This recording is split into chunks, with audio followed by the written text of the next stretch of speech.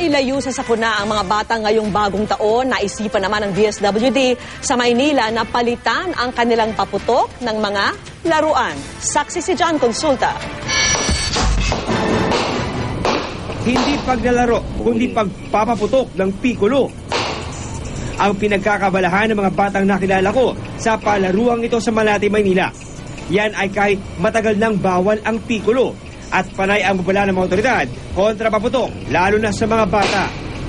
Maglaro na lang kayo. Papalitan Kaya na lang para di na sila mahilig dyan ang mga paputok nila, heto tinatapatan ng DSWD Manila ng mga laruan. Ayon sa DSWD Manila, bahagi lamang ito ng 10,000 bilang ng mga laruan na ipapalit sa mga paputok. Bahagi daw ito ng kanilang pagpapalakas ng kampanya para mabawasan ang bilang ng mga bata na masusugatan sa araw ng bagong taon. Kabilang sa mga paputok na pinapalit para sa laruan na may 100 batang nagtungo sa DSWD kanina, ang Piccolo, 5-star at whistle bomb. Pawang mga illegal na paputok. Ang lahat ng nakolekta itinapon sa drum ng tubig para di na mapakinabangan. Na pinakadelikado, yun ang pinakamarami nabibiktimang bata, yung Piccolo.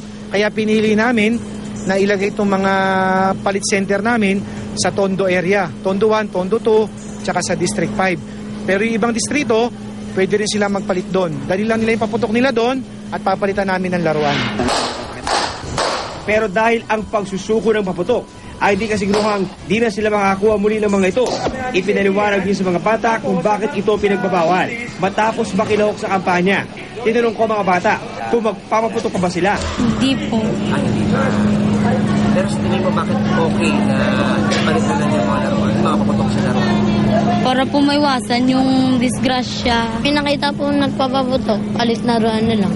Paalala ng DSWD Manila, may ordinansa ang lungsod na nagsasaad na pwedeng papanagutin ang mga magulang ng mga batang mabibiktima ng paputok. Laking tulong ho sa amin yan.